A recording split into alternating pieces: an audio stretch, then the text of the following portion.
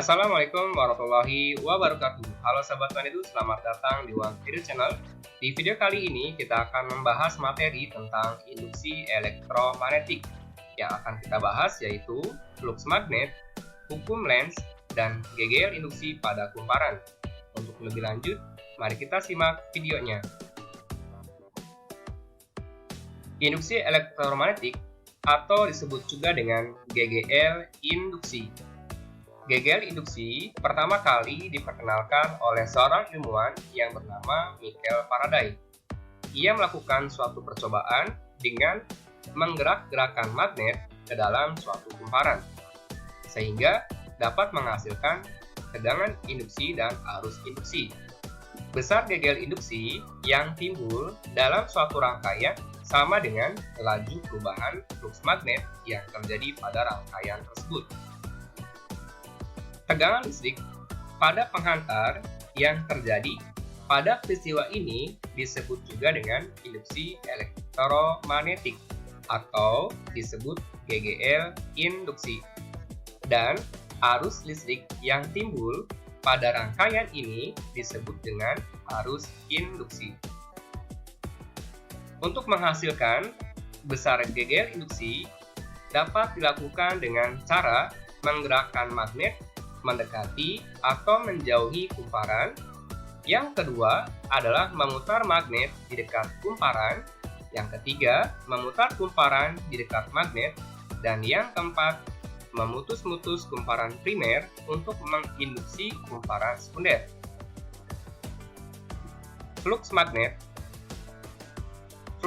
adalah atau disebut juga dengan jumlah garis gaya magnet yang menembus luasan bidang.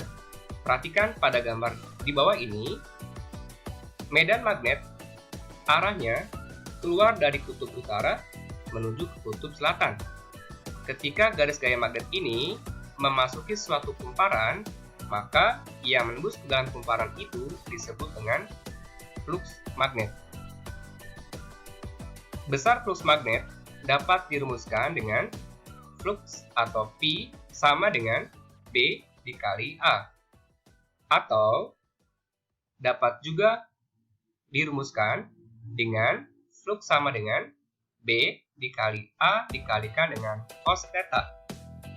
Di mana keterangannya flux adalah dalam satuan Weber, A luas penampang dalam satuan meter pangkat 2 atau meter persegi, B medan magnet dalam satuan Tesla, dan theta adalah sudut antara garis gaya normal bidang terhadap arah dari medan magnetnya, yaitu yang ini.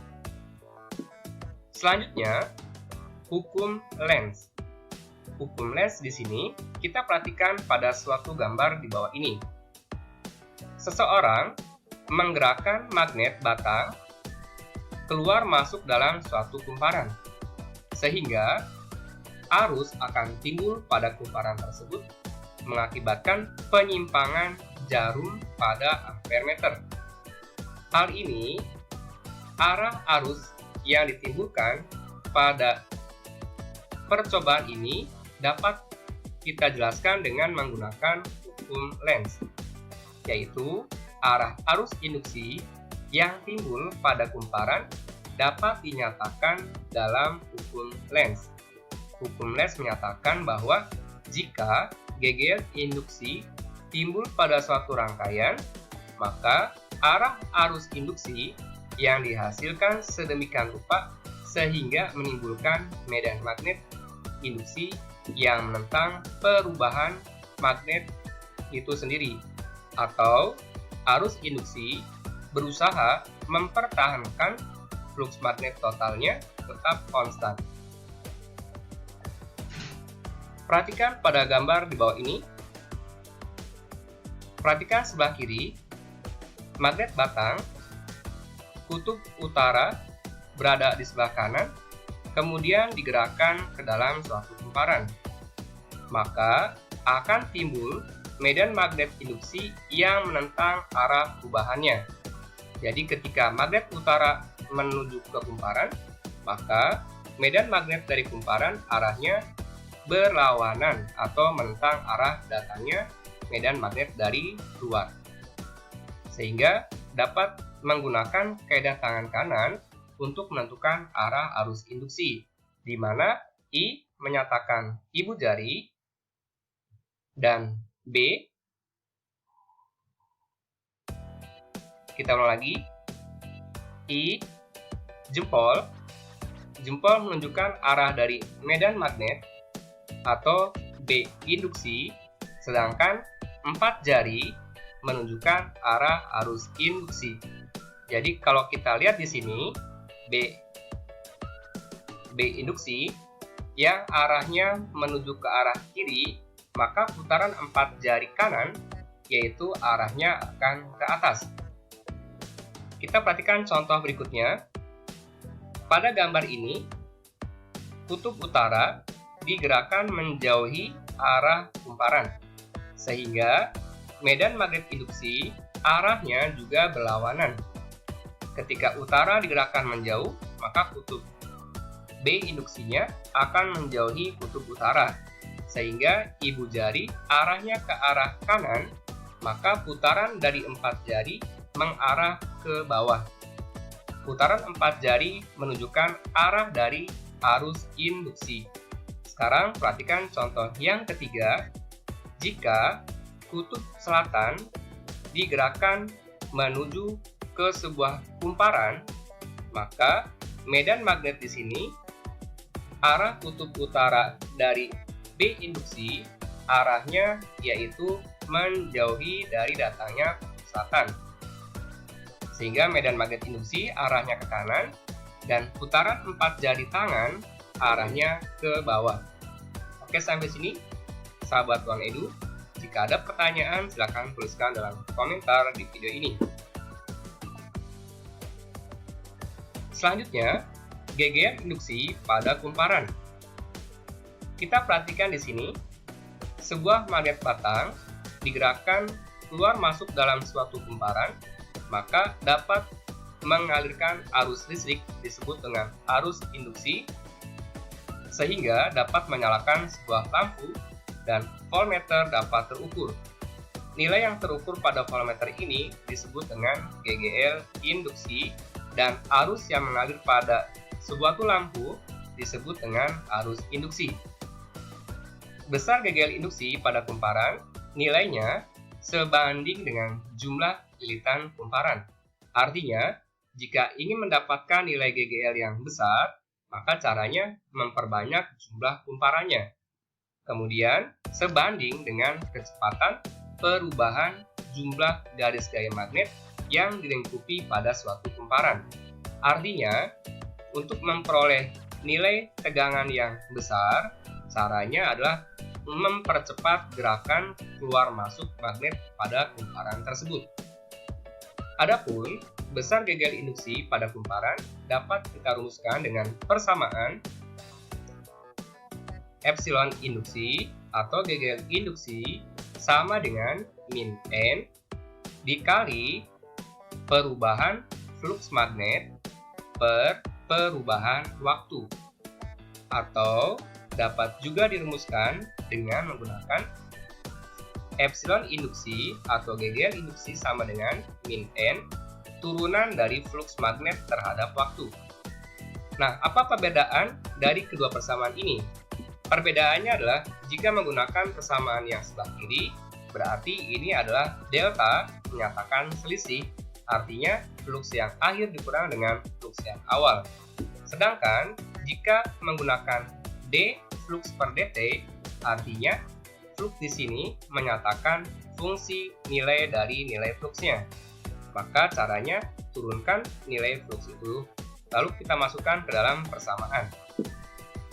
Keterangannya, epsilon adalah GGL induksi dalam satuan volt, N jumlah lilitan atau kumparan, delta flux per delta T laju perubahan flux magnet. Delta flux adalah selisih dari flux akhir dikurang flux awal. Delta T yaitu perubahan waktu T2 dikurang T1. Kemudian tanda negatif di sini menyatakan penyesuaian dari hukum Lenz yang awal video ini. Kita langsung saja ke contoh soal berikut ini. Oke Sobat Tonedu, langsung saja ke contoh soal yang pertama. Sebuah magnet batang digerakkan menjauhi kumparan terdiri atas 600 lilitan. Flux magnet yang memotong berkurang dari 9 kali 10 pangkat min 5 Weber menjadi 4 kali 10 pangkat min 5 Weber dalam selang waktu 0,015 kon. Tentukan besarnya GGL induksi yang terjadi antara kedua ujung kumparan tersebut. Caranya, kita tuliskan diketahui besaran besar apa saja yang ada pada soal di atas. Pertama, N 600 lilitan, flux 1 9 kali 10 pangkat min 5 Weber, flux 2-nya 4 kali 10 pangkat min 5 Weber, dan perubahan waktu 0,015 kon. Caranya, untuk menyelesaikan soal GGL induksi pada soal ini, karena ada perubahan flux maka kita gunakan persamaan GGL induksi sama dengan min N delta flux per delta T, di mana delta fluxnya kita jadikan min N flux akhir dikurang flux awal dibagi dengan delta T-nya, lalu kemudian kita masukkan min 600 dikali dalam kurung 4 kali 10 pangkat min 5 dikurang 9 kali 10 pangkat min 5 dibagi dengan 1,5 kali 10 pangkat min 2, 4 dikurang 9, maka diperoleh min 600 dikali min 5 kali 10 pangkat min 5 dibagi 1,5 kali 10 pangkat min 2. Kita perkecil, 600 dibagi 1,5 sama dengan 400, kemudian pembagian pangkat, maka caranya dikurang. Hasilnya 400 kali min 5, min 400 kali min 5 sama dengan 2000 kali 10 pangkat min 3. 10 pangkat min 3 adalah sama dengan 1/1000. Maka 2000 dibagi 1000 hasilnya sama dengan 2 volt. Jadi option jawaban pada soal ini adalah yang A. Oke, jika ada pertanyaan, silakan tuliskan dalam komentar di bawah ini. Lanjut soal yang kedua. Flux magnet di dalam kumparan 50 lilitan berubah terhadap waktu menurut persamaan fungsi fluxnya yaitu T pangkat 2 plus 4T plus 10 dalam satuan internasional. Maka GGL induksi pada kumparan di saat T-nya 0,5 sekon. Oke sahabat Tonedu, biasakan tuliskan diketahui besaran yang ada pada soal ini.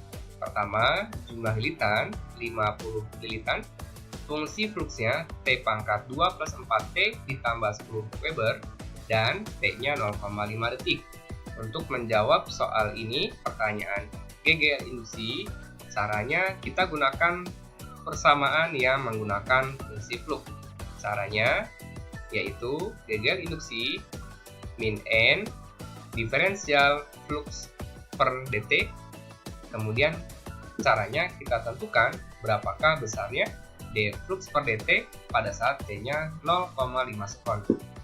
Oke, ada semua. Kita sudah paham tentang persamaan diferensial di kelas 11 mata pelajaran matematika. Nah, kita ulang lagi di sini. D flux per dt pada saat T sama dengan D dalam kurung T pangkat 2 plus 4T plus 10 per dt. Turunan dari T kuadrat adalah 2T. Turunan dari 4T sama dengan 4. Turunan dari 10 sama dengan 0. Maka D flux per dt pada saat T fungsi sama dengan 2T plus 4. Lalu kita masukkan nilai T pada saat 0,5, 2 dikali 0,5 ditambah 4. 2 kali 0,5 sama dengan 1 ditambah 4, maka D flux per dt pada saat 0,5 detik adalah 5 Weber per sekon. Setelah dapat persamaan nilai ini, kita masukkan ke persamaan atas. Maka nilainya 50 dikali 5 sama dengan 250 volt. Oke, sampai sini. Jika ada pertanyaan, silakan tuliskan dalam kolom komentar bawah ini. Oke, sekian pembelajaran hari ini. Terima kasih sudah menyaksikan. Sampai jumpa pada pembelajaran selanjutnya. Jangan lupa like and subscribe.